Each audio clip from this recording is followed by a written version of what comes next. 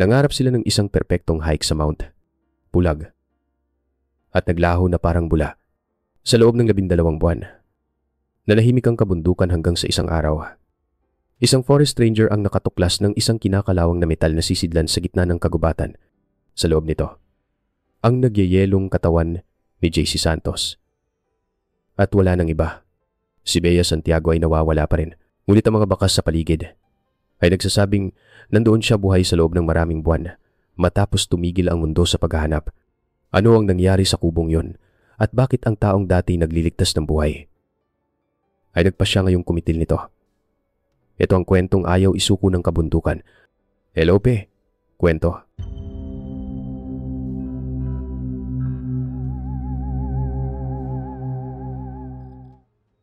Unang bahagi ang mapanganib na paglalakbay. Dumating ang Setyembre sa isang bayan sa Benguet nang walang anumang seremonya. Isang tahimik na pagbabago na tanging mga matagal nang naninirahan doon ang makakapansin. May kakaibang talim sa hangin. Dala ang unang dampi ng taglamig. Sumilip lamang ang araw sa gitna ng makakapal at kulay abong ulap. Nagbibigay ng manipis at pilak na liwanag na nagpamukha sa buong bayan na tila pinahiran ng tisa. Mula sa kabundukan ng Cordillera, dumausdos ang malamig at malinis na hangin.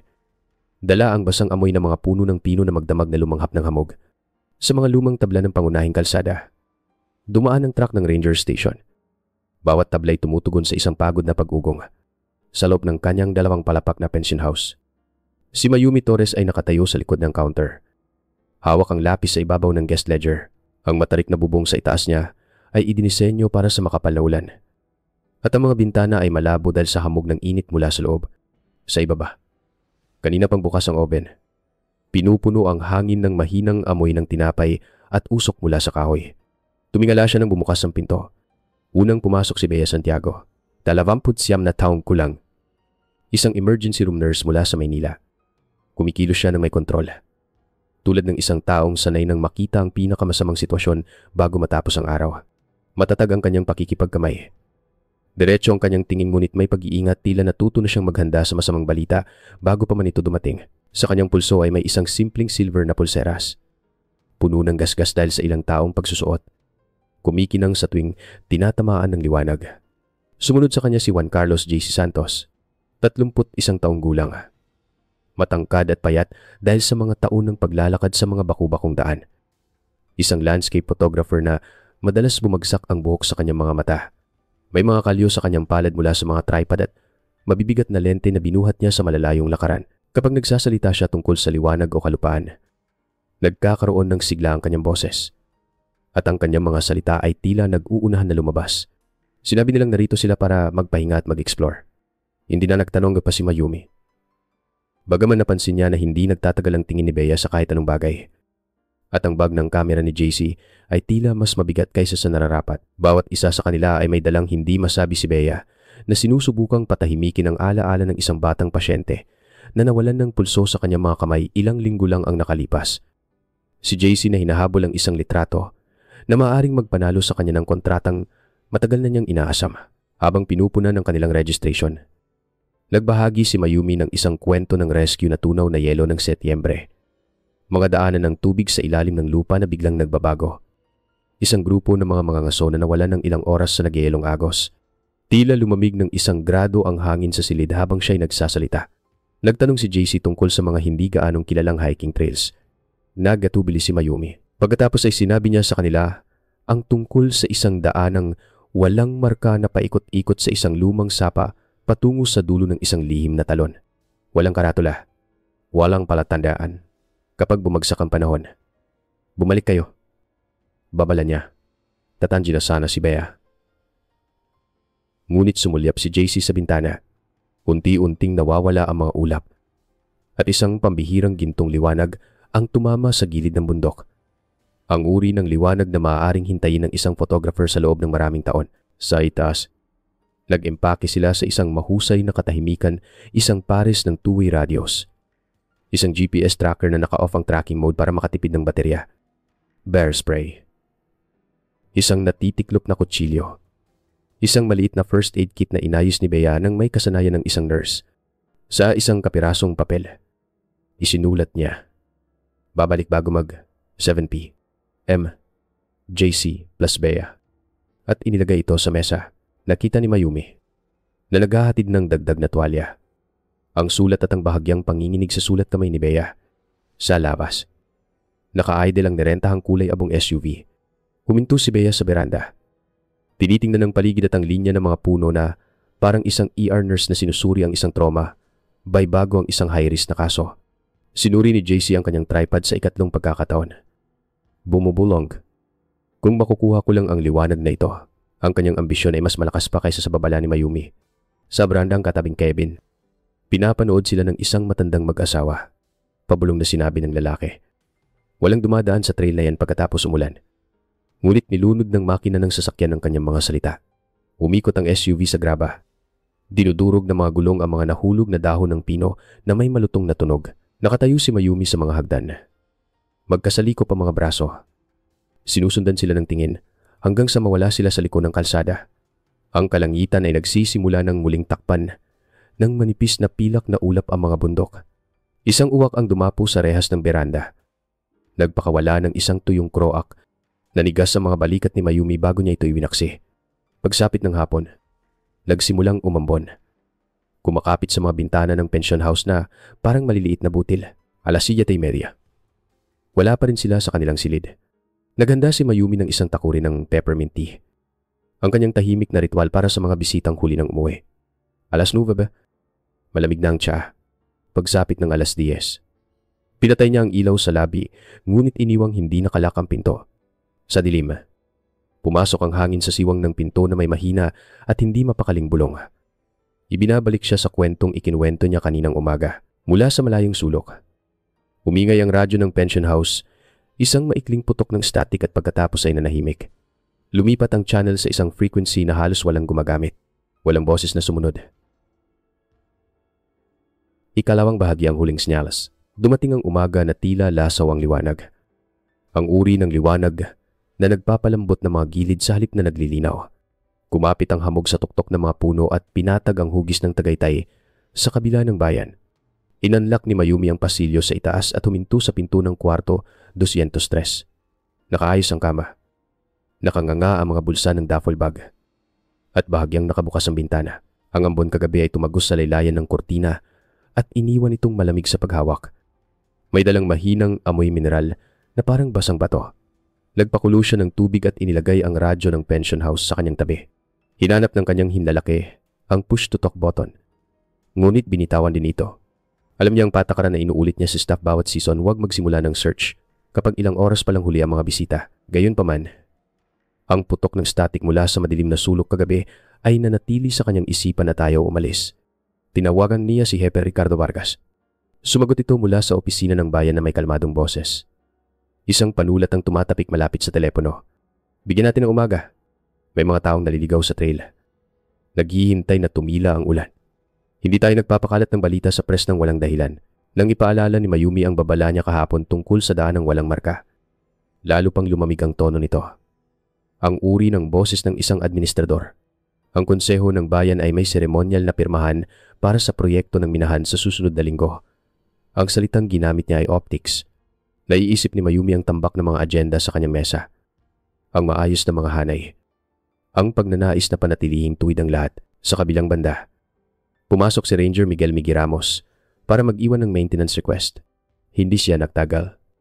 Ngunit nang i-slide ni Hepe Vargas ang isang folder, isang nakarolyong mapa ng mining lease ang bumukas nang sapat para makita ni Miggy ang isang pulang pin malapit sa gilid ng pribadong lupain sa hilaga ng bayan. Hindi niya ito binanggit. Itinago na lang niya ang detalye kung saan nag-iimbak ng mga kapaki-pakinabang na bagay ang mga taong tahimik. Pagsapit ng hapon, umupo si Miggy sa kanyang maliit na istasyon at hinila ang tanging mga sinulid na mayroon siya phone metadata. Naka-low power mode ang smartphone ni JC. Ang device ni Bea ay nagping sa isang secondary relay noong hapon ng nakaraang araw. Isang malungkot na palatandaan na hindi tumutugma sa alinman sa mga trailheads. Pagkatapos noon, nawala na ang signal. Ang kanilang GPS tracker ay naroroon sa sistema ngunit naka-off ang live tracking para makatipid ng baterya. Isang matalinong gawi sa backcountry na minsan ay nagiging magastos. Isang lokal na mangangaso.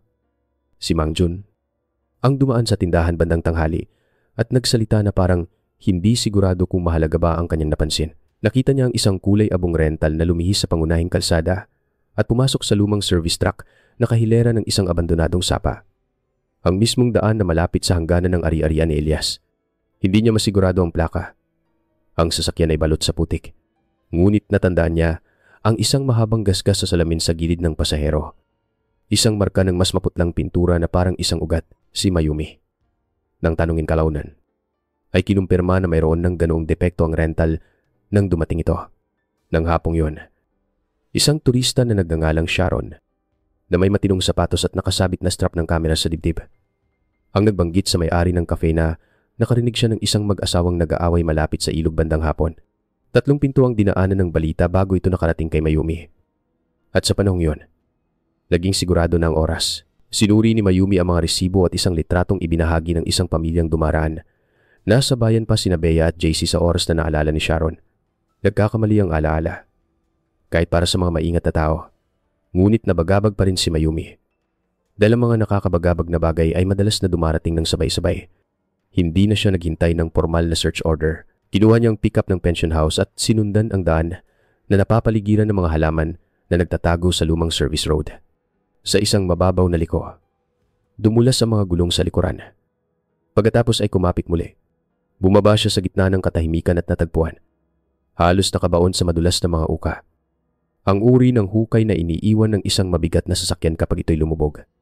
At pagkatapos ay hinila, sa pampang, isang pahilis na marka sa putik ang mukhang kagat ng isang winch cable. Sa tamuhan, isang plastic na takip mula sa isang energy drink ang nakataob. Puno ng mga butil ng ulan. Minarkahan niya ang bawat lokasyon sa offline map ng kanyang telepono. Kumuha ng mga litrato at ipinadala ang mga ito kay Miggy na may maikling mensahe. Dumating ang sagot niya makalipas ang 1 minuto. Mark coordinates. Do not go deeper alone. Pagsapit, Nagabi. Nagbago ang mood sa bayan, tulad ng nangyayari sa maliliit na lugar kapag pumapasok ang pag-aalala sa grocery. Sinabi ng isang matandang lalaki na bumibili ng langis para sa lamparan na si Elias ay masungit ngunit hindi naman nananakit ng tao. Sa espresso counter, isang babaeng maraming taglamig na ang naranasan ang nagsabing kinaiinisan ni Elias ang mga taong tinatrato ang gubat na parang isang theme park. Parehong maaaring totoo ang mga pahayag. Parehong maaaring isang paraan upang hindi tumingin ng masyadong malapitan. Tinapos ni Miggy ang isang maikling ulat at ipinasa ang ping. Ang testimonya at ang mga field notes ni Mayumi kay Hepe Vargas. Binasa ito ng Hepe. Naglagay ng marka sa gilid at inilagay ang folder sa pinakadulo ng kanyang mesa na parabang ang distansya ay makakapagpanipis ng nilalaman nito sa salamin denje, pintong opisina. Habang dumadaan si Mayumi, nakita niya na ang mapa ng minahan ay nananatiling nakalatag sa ilalim ng isang paperweight. Ang pulang pin ay nakatusok pa rin sa gilid ng lupain malapit sa linya ni Elias. Walang sinuman sa silid ang nagsalita tungkol sa pagkakataon. Maagang dumating ang gabi. Nag-scroll si Mayumi sa mga channel ng radyo sa lamesa sa kusina. Nakikinig sa mahinang static sa isang mababang frequency na halos walang gumagamit. Isang magaspang na tunog ang lumabas na parang nasa ilalim ng tubig. Pagkatapos ay isang hibla ng isang bagay na maaaring boses ng isang babae o maaaring hangin. Lumapit siya at hindi nagsalita. Dahil ang pagsasalita ay maaaring magpataboy dito. Humina ang tunog. Pagkatapos ay nawala. Tumiktak ang takore habang lumalamig. Sa isang lugar sa kabila ng kakahuyan, isang aso ang tumahol, huminto, at hindi na muling nagsimula. Ikatlong bahagi, mga hinala ng mga lokal. Ang bulong sa radyo ay hindi sumunod sa kanya kinaumagahan. Ngunit naramdaman ito ni Mayumi sa paraan ng kanyang paglalagay ng takuri maingat, na parabang maaaring masaktan ng counter.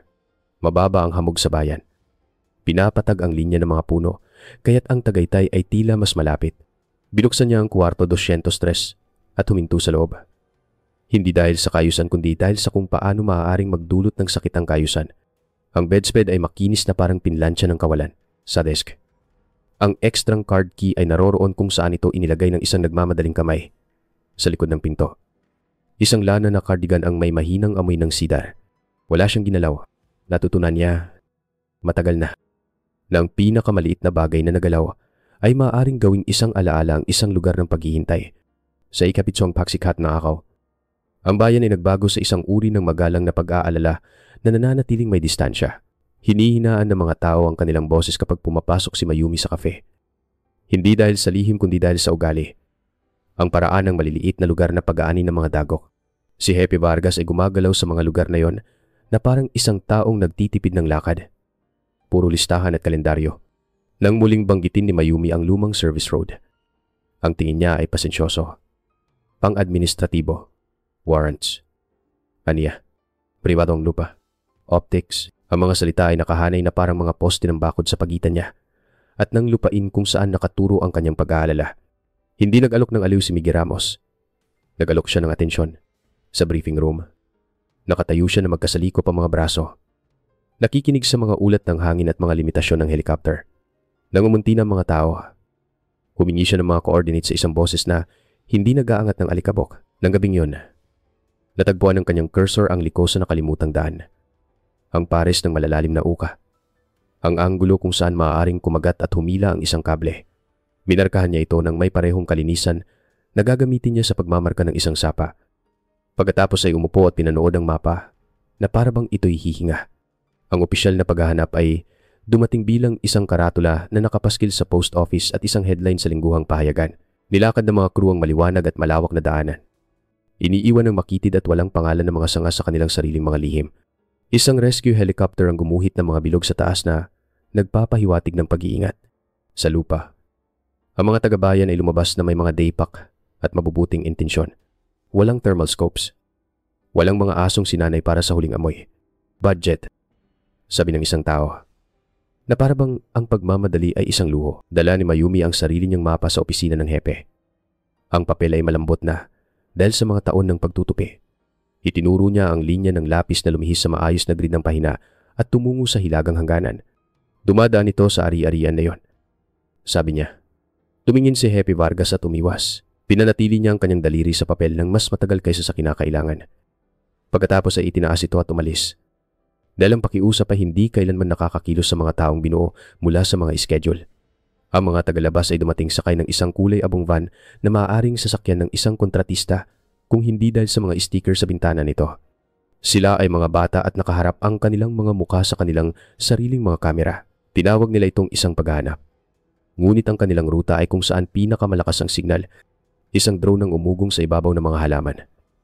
At ang kanilang mga bota ay tumapak sa malambot na gilid ng mga uka na hindi pa nabubura ng ulan. Nang pakiusapan sila ni Mayumi.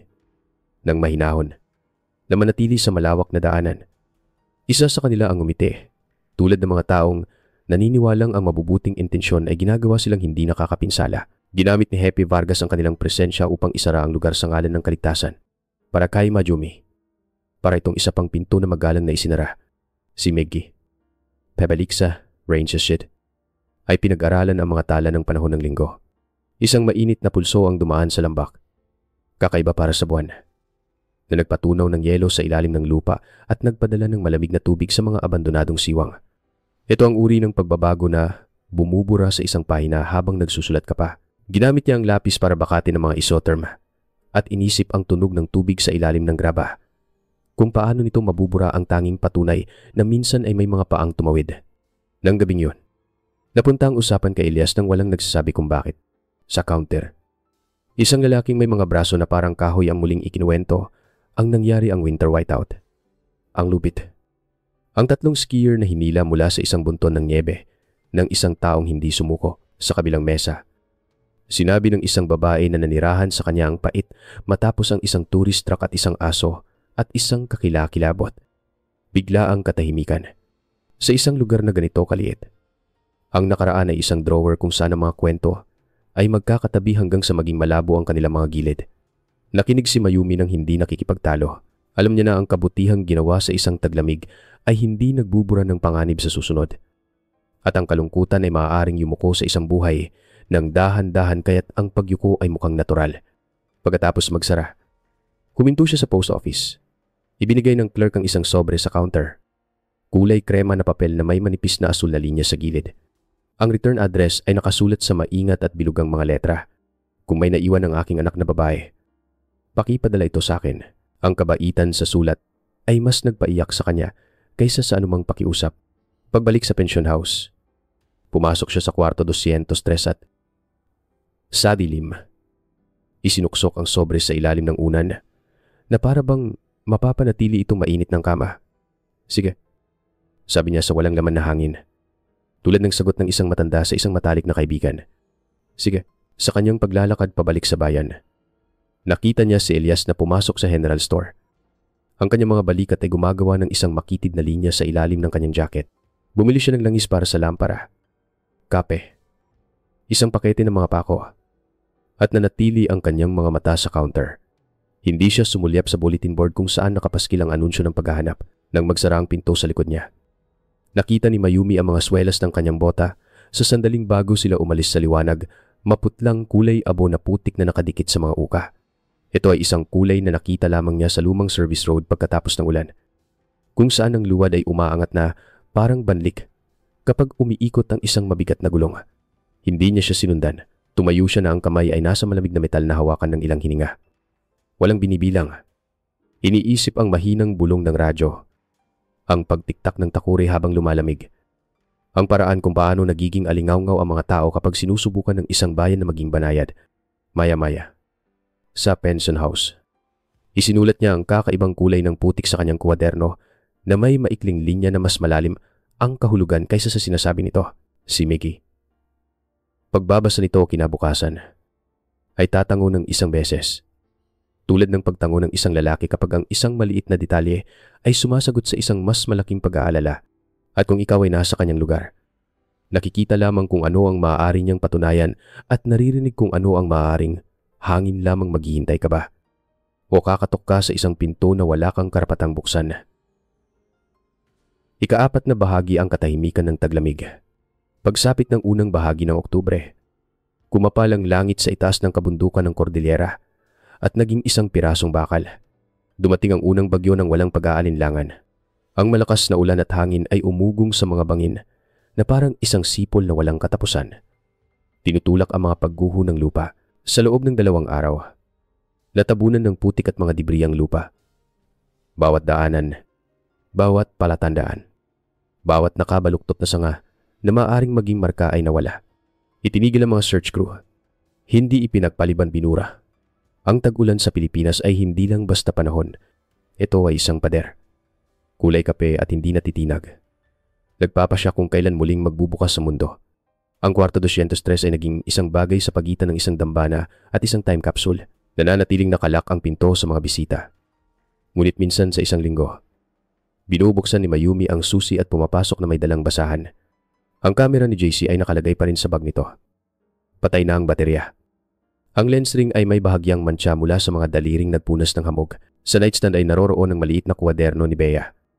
Ang huling pahina ay may listahan ng mga supply sa mabilis at maayos na sulat na sinusundan ng isang hindi pantay na linya. Bumalik. Magsimulang muli. Pinupunasan ni Mayumi ang gilid ng bintana. Humihinto sa kama. At pagkatapos ay umaalis ng hindi ginagalaw ang ano paman. Ang silid ay may sariling hangin ngayon, na parabang naghihintay din ito. Si Elias ay tila naglaho mula sa mga gilid ng bayan. Lumipas sa mga araw na hindi siya nakikita sa kafe o tindahan. Tanging sa pinakamalinaw na panahon lamang, may isang manipis na haligi ng usok ang umaakyat mula sa mga puno kung saan nakatayo ang kanyang kubo. Noong Nobyembre, isang matandang mangangaso ang nagsabing nakakita siya ng mga sariwang bakas ng motorsiklo malapit sa gilid ng ari-arian ni Elias. Walang nagmomotor doon sa ganitong panahon, sabi ng lalaki. Mahina ang boses, nagdulot ng mga bulong-bulungan ng komento. Ngunit mabilis din itong nilamon ng panahon, walang handang harapin ang mga milya ng malamig na dilim para patunayan o pabulanan ito. Noong unang bahagi ng Disyembre, isang grupo ng mga hiker ang nag-ulat ng isang mahaba at madilim na guhit sa isang ilog. Naglunsad ng mabilis na pagsisiyasat ang search and rescue. Pinalala ng tsismis ang pagmamadali. Ngunit ang tanging katawan na natagpuan ay isang ligaw na baboy. Pinagpira-piraso ng mga asong gubat. Gayunpaman, ang imahe ng pula sa puti ay nanatili sa isipan ni Mayumi. Isang paalala na ang mga labi ng tao ay maaaring maglaho dito ng tulad ng isang hayop na tunaw. Natabunan, muling isinula ang kalikasan habang lumalalim ang tagulan. Nagsara ang bayan sa sarili nito. Nagsara ang cafe para sa season. Nanatiling bukas ang ranger station sa pangalan lamang. Karamihan sa mga bahay ay sinisindihan lamang ang kanilang mga ilaw ng ilang oras bawat gabi para tipirin ang supply ng gasolina. Ang mga nawawalang hiker ay naging isang kwentong panggatong. Pinapalamutian sa bawat pagkukwento, may nakakita sa kanila malapit sa malayong gilid ng bundok. May nanumpa na narinig ang boses ng isang babae sa hangin. Kinaiinisan ito ni Mayumi. Para sa kanya, hindi sila isang alamat. Sila ay dalawang tao. Sa isang lugar na kailangang matagpuan, si Miggy ay nagpapanatili ng sarili niyang pagbabantay. Kahit na inilipat sa ibang mga tungkulin para sa tagulan, pinanatili niya ang isang folder na puno ng mga mapa at tala. Ang mga satellite image ng lumang service road ay may mga pulang tuldok bawat coordinate na ipinasa ni Mayumi. Isang gabi ng Enero, narinig ang kanyang boses sa radyo ng pension house pagdating ng tag-araw. Sabi niya, "Metatak at tiyak. Mahahanap natin sila. Hindi ito isang pangako kundi isang plano." Ang kalagitnaan ng Pebrero ay nagdala ng isang bagyo na yumanig sa mga pader. Sa gitna ng hangin at ulan, nakaupo si Mayumi sa tabi ng radyo. Nakikinig. Nang isang tunog ang pumutol isang metal na kalansing na parang may kumakatok sa isang hungkag na tubo. Ang ritmo ay hindi regular. 3 maikli. Pagkatapos ay 2 mas mahaba. Hindi ito tumagal ng higit sa 10 segundo. Lumapit siya. Inayos ang dial. Ngunit nawala ang frequency sa hangin. Isinulat niya ang oras sa channel nang hindi alam kung bakit. Tanging ang kanyang kamay ay tumangging iwan ito sa memorya.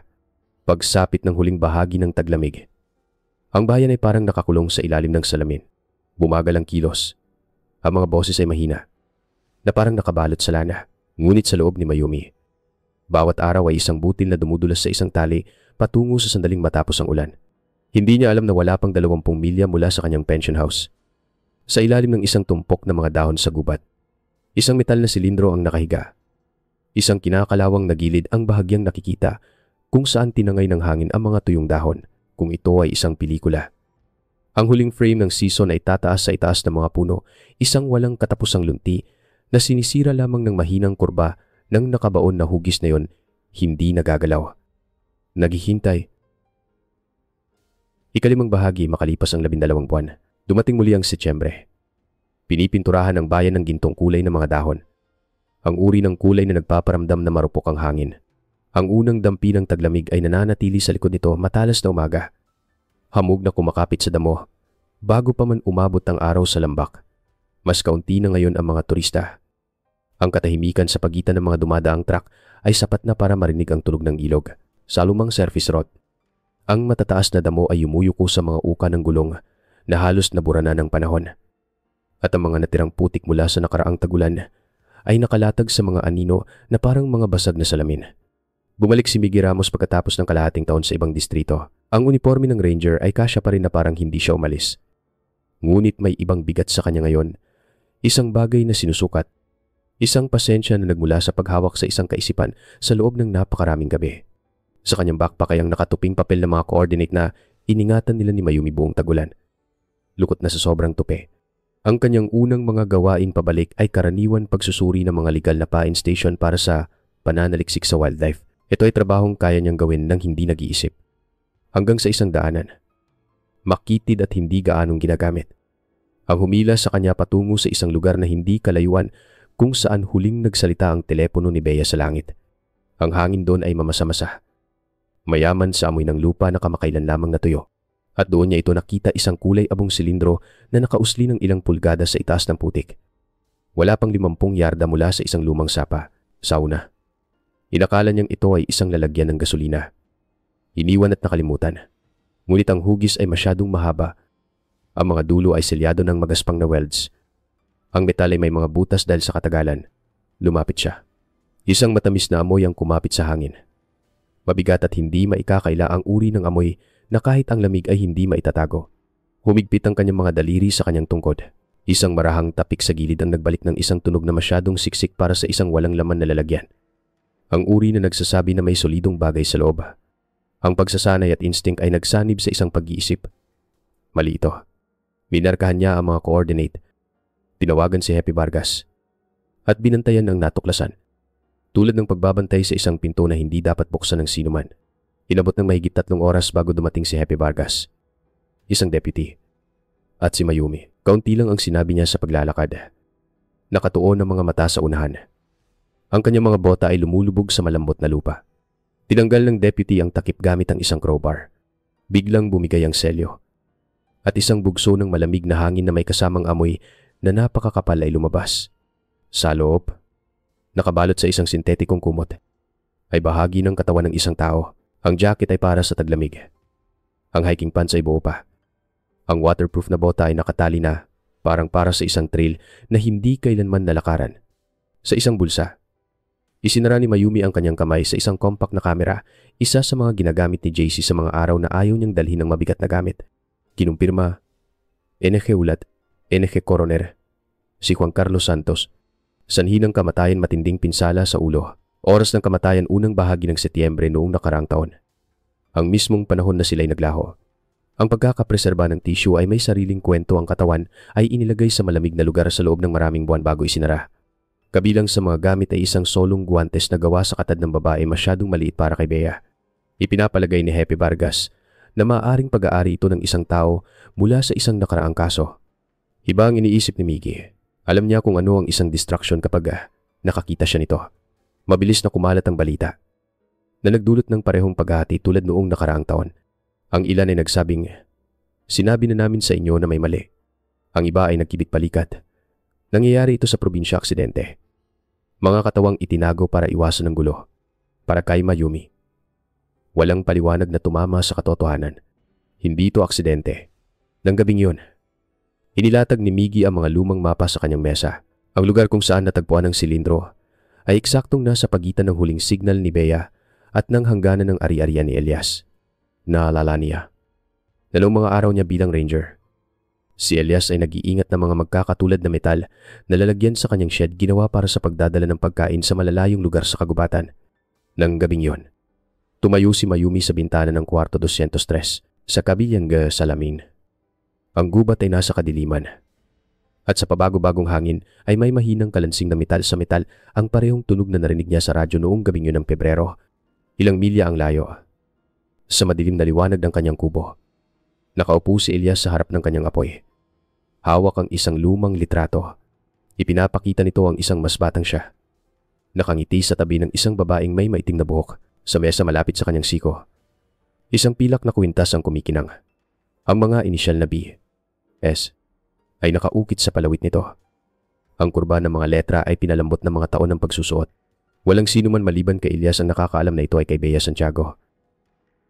Ika-6 na bahagi ang nakakagulat na forensics. Umalis ang van na naghatid ng bangkay mula sa bayan bago pa man mag-umaga. Isang kulay abong anino na gumagalaw patungong Baguio sa isang kalsadang yakap pa rin ng gabi.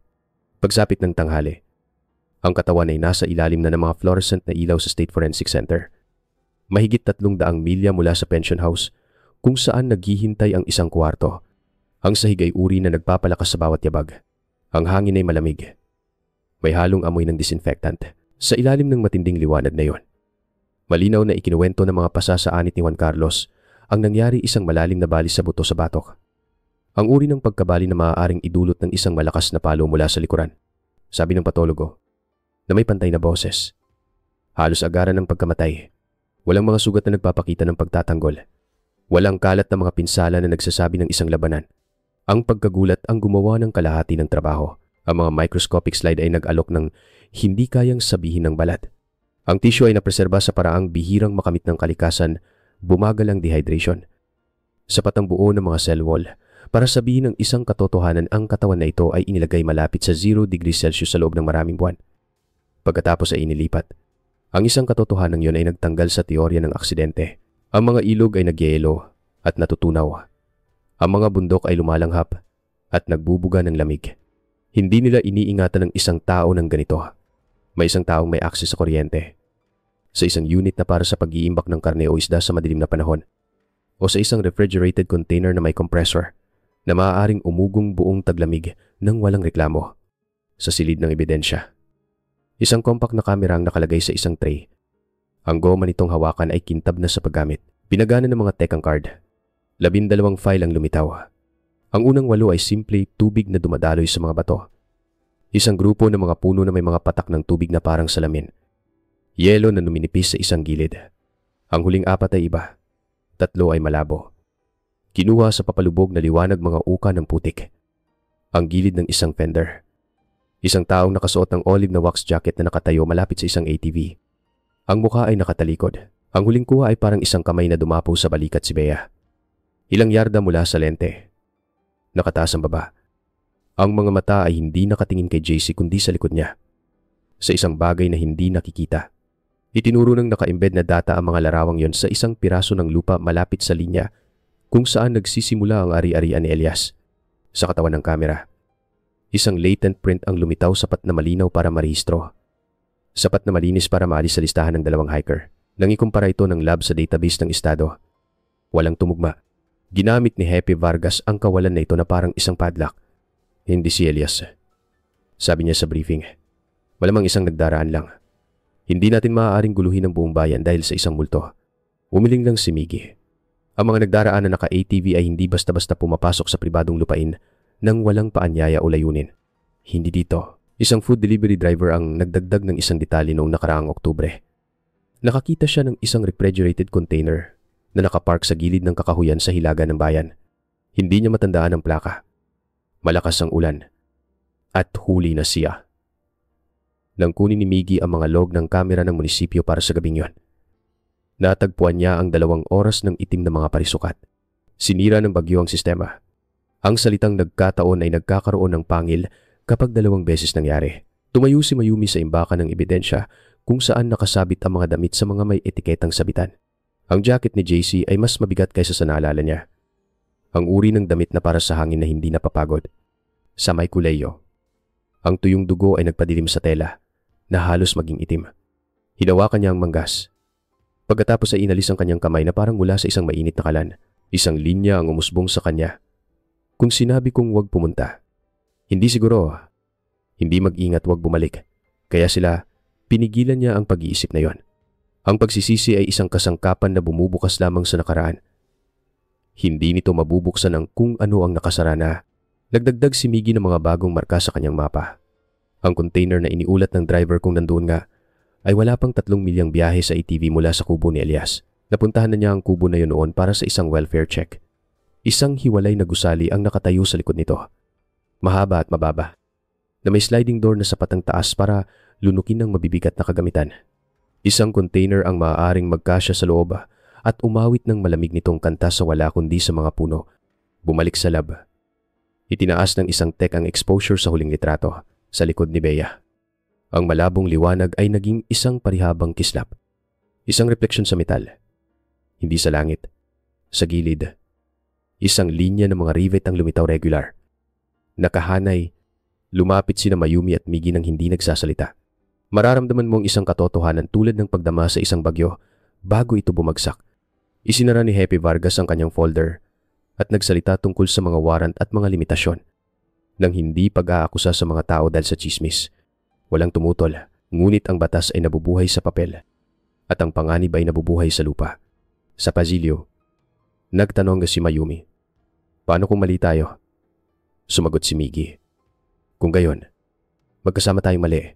Bumalik sila sa litrato at sa mga coordinate. Sa ritmo ng maliliit na hakbang na kailangan sa investigasyon. Sa lawas. Ang gabi sa Baguio ay nagbigay ng kalmadong asul na kulay sa mga bintana.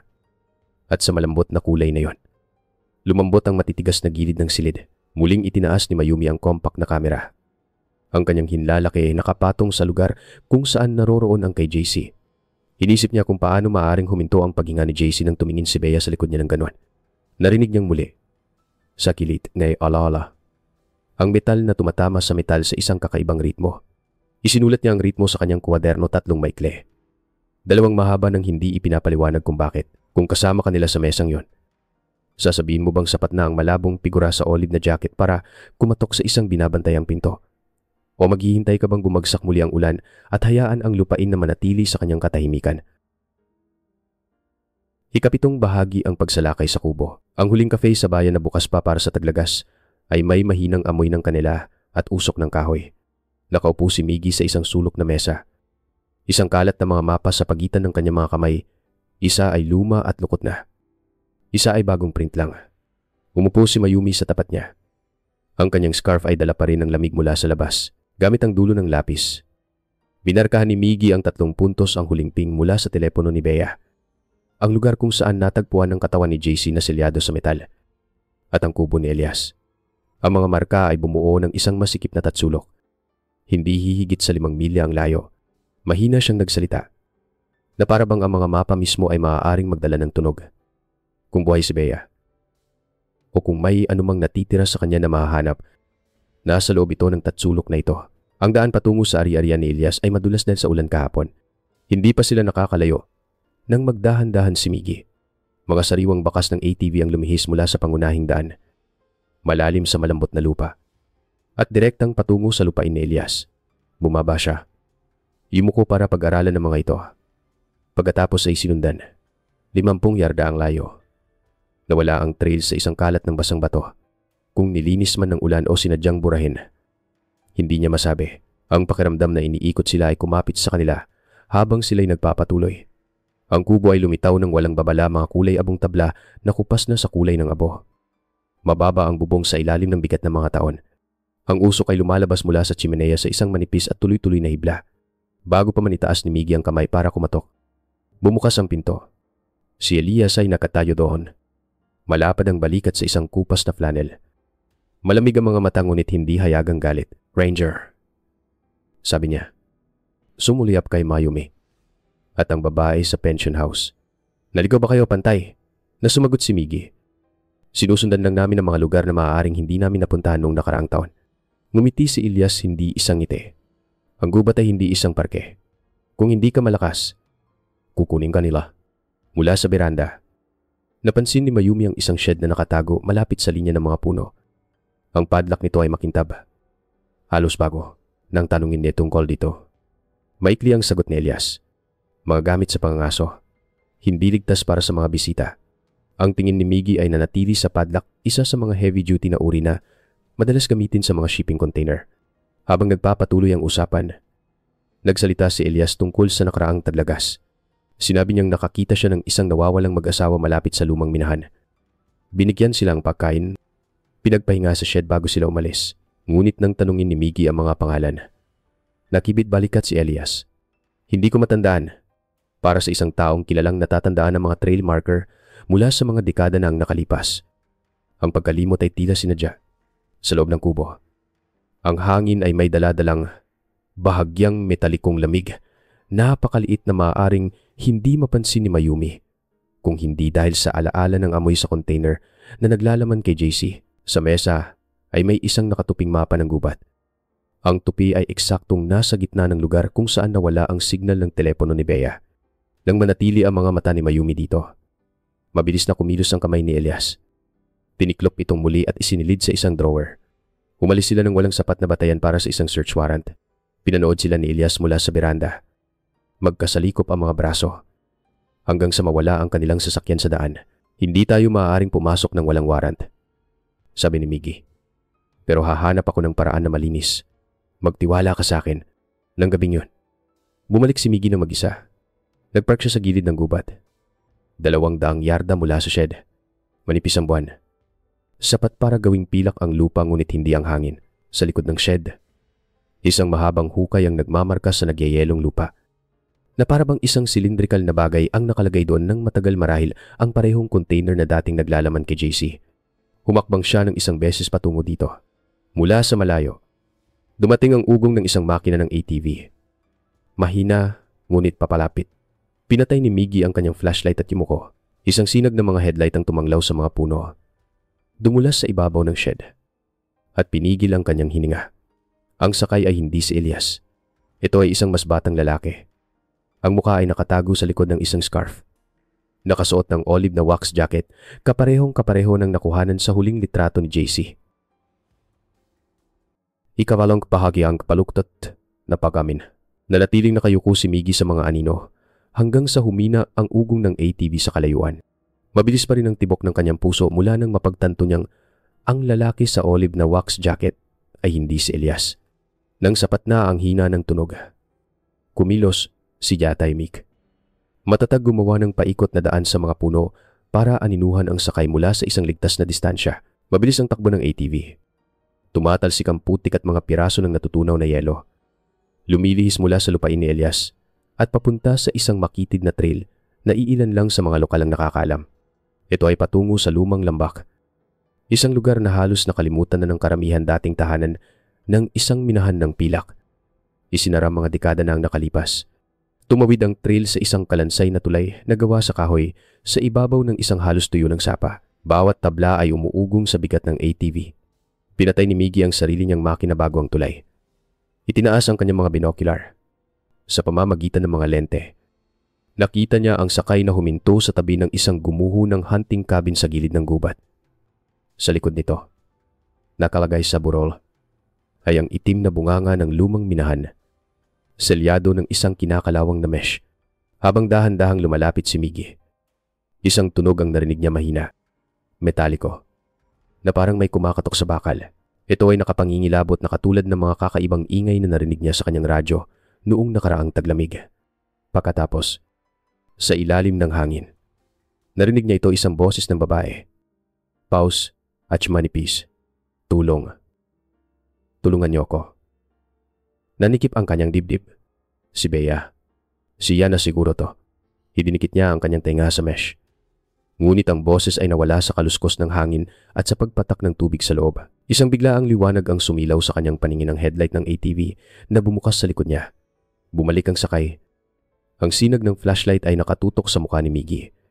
Sino ka? Anong ginagawa mo rito? Ang boses ay bata. Bahagyang nanginginig sa ilalim ng neck scarf. Nakita ni Miggy ang mga mata ng isang halos tinedier pa lamang, hindi hihigit sa 25.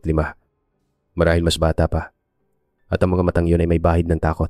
Bago pa makasagot si Miggy, may inihagis ang binata sa kanya isang punit-punit na canvas bag. Pagkatapos ay pinaandar niya ang ATV at umalis sa dilim. Binuksan ni Miggy ang bag sa ilalim ng sarili niyang ilaw. Sa loob ay isang pulang lana na scarf. Luma at marumi. Ngunit mayroon pa ring amoy ng pabango na naalala niya ang amoy ni Bea. Nakasuksok sa ilalim nito ay isang punit na piraso ng mapa na may isang ruta na minarkahan ng tinta, isang trail sa likod na patungo sa malayong gilid ng Hidden Lake. Nang makita ito ni Mayumi pabalik sa pension house, napahinto ang kanyang paghinga. Saka niya to, sabi niya. Dahan-dahang hinahawakan ng scarf. Niliting to ng nanay ko para sa kanya noong 2020. Ngunit ang lawa ay halos 15 milya mula sa kubo ni Elias kung nandoon si Bea.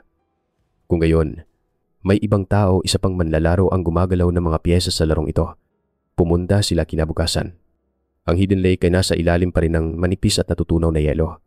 Sa gilid, nakita ni Miggy ang isang bakas ng paa sa lapot. Sapat na maliit para sa isang babae. Ngunit nang ikumpara niya ang sukat sa mga rekord ng sapatos ni Bea, masyado itong maliit, alinman sa hindi ito sa kanya. O nakasuot siya ng sapatos ng iba. Nagsimulang isipin ni Miggy na ang sakay na naka-olive ay hindi ang kaaway, kundi isang nag-aatubiling kalahok na pilitan sa isang bagay. Ngayon ay nagbibigay sa kanila ng mga babala. Iba ang nakikita ni Mayumi. O baka patibong. Sabi niya, para ilayo tayo ng sapat para hindi na tayo makabalik sa oras. Nang gabing yon, sa bayan, umalis si Mayumi sa kafe at nakita si Elias na nakatayo sa labas ng general store kasama ang isang binatang hindi niya kilala sa ilalim ng mahinang dilaw na ilaw. Hindi maikakaila ang jacket olive na wax cotton. Lukot tulad ng nasa litrato mula sa kamera ni JC. Lumapit siya. Parehong huminto sa pag-uusap ang dalawang lalaki at tinitigan siya. Pagkatapos ng isang sandali, tumalikod sila at naglakad sa magkaibang direksyon. Dalawang tanong ang namuo sa kanyang isipan. Ang lalaking naka-olive na jacket ba ay isang kakampi na naipit sa maling lugar? O isang kusang loob na kasabwat? At kung konektado siya kay Elias, bakit niya sila ituturo kay Bea? Ikasiyam na bahagi, isang bagong landas sa paghahanap. Sa loob ng 3 araw, pinanatili ni Miggy si Nico sa gilid ng kanyang paningin nang hindi nakikipag-ugnayan. Simple lang ang rutinang binata na nag-iigib ng tubig mula sa sapa.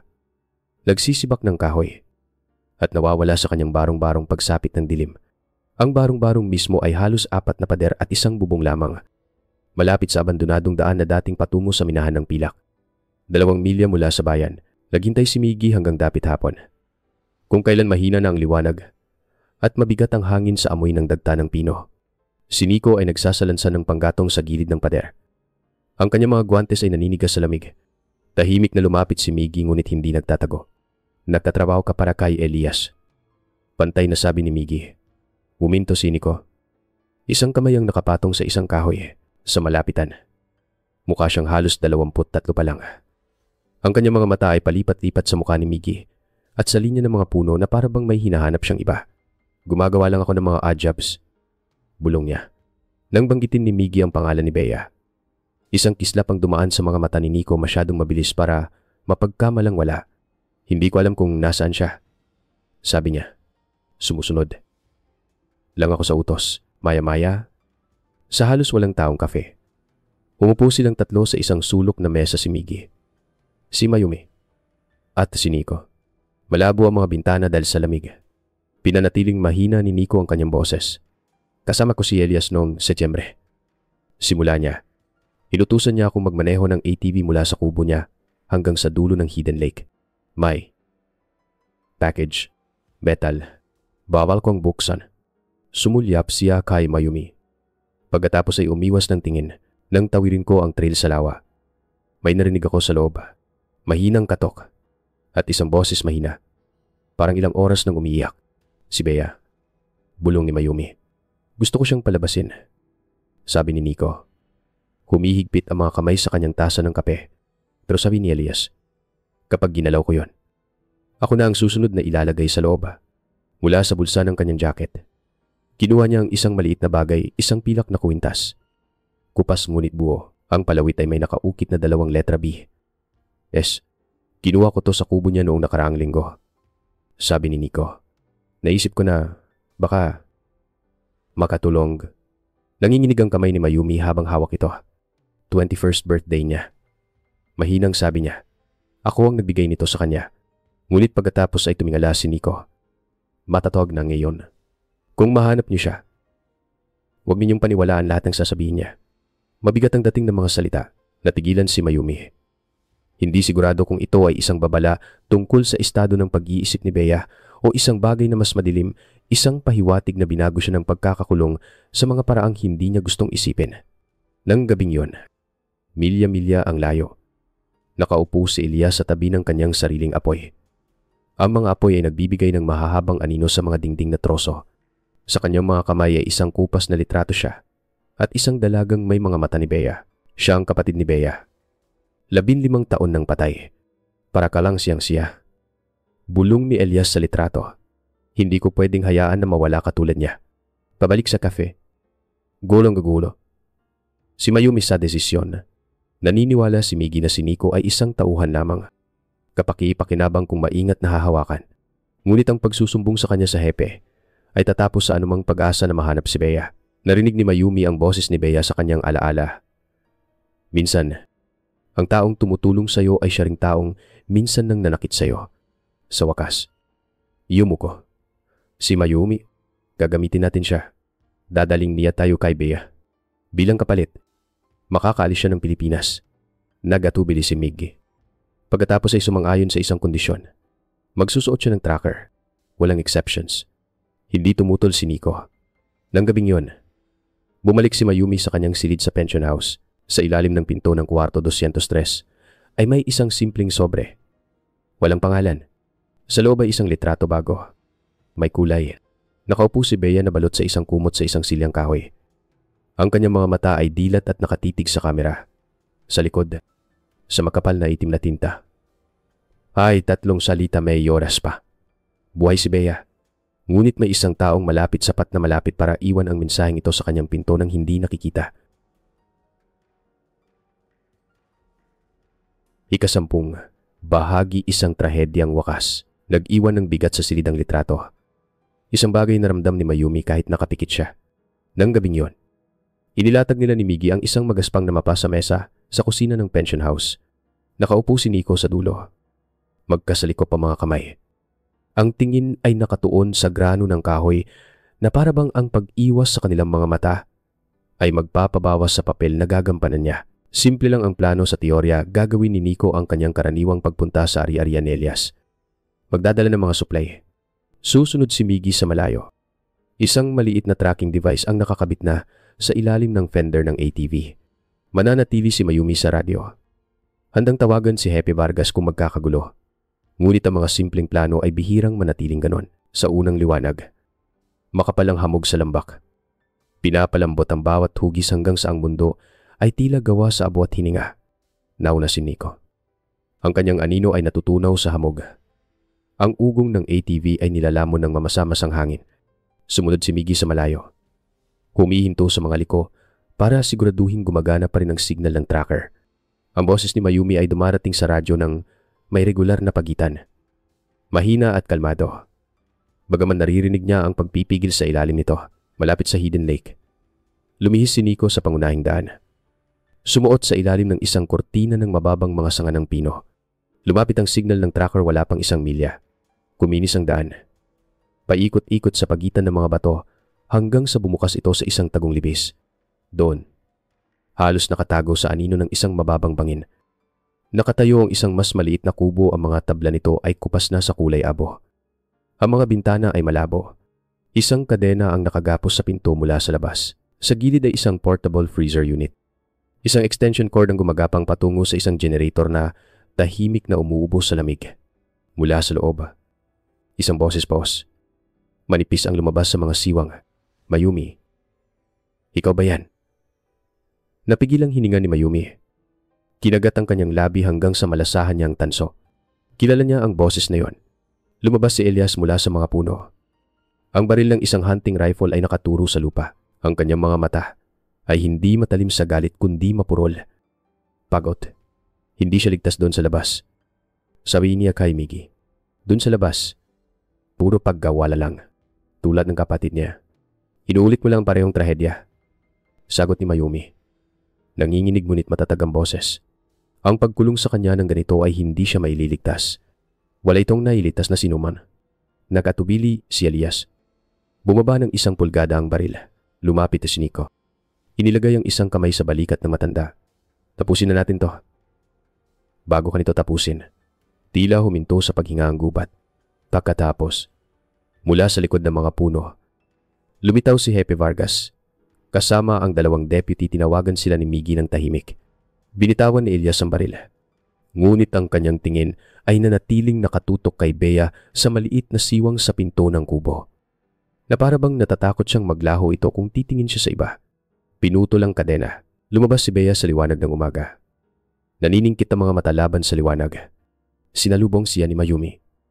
Niyakap ang isang katawan na napakapayat kaya't ramdam niya ang mga buto sa ilalim ng jacket na ipinatong ni Miggy sa kanya. Mainit ang kanyang balat. Mababaw ngunit tuloy-tuloy ang kanyang paghinga. Sa daan pabalik sa bayan, dahan-dahan ang mga salita ni Bea na parabang bawat isa ay mas mahal pa sa kaya niyang ibigay. Nangako si Elias na palalayain siya pagkatapos ng tagulan, ngunit ang bawat season ay dumugtong sa susunod. Sinabi niya sa kanya na lalamunin siya ng mundo sa labas. Tulad ng nangyari sa kanyang kapatid, 15 taon na ang nakalipas, nawala sa isang aksidente, sa pag-akyat matapos ang isang pagkawala na bumabagabag sa kanya. Namatay si JC sa pagsubok na hilahin si Elias. Binibigyan si Bea ng pagkakataong tumakbo. Hindi siya nakalayo. Nahuli siya ni Nico. Sumusunod sa utos ni Elias, tumawid sila sa lumang tulay na kahoy. Umuugong ang mga tabla sa ilalim ng mga gulong.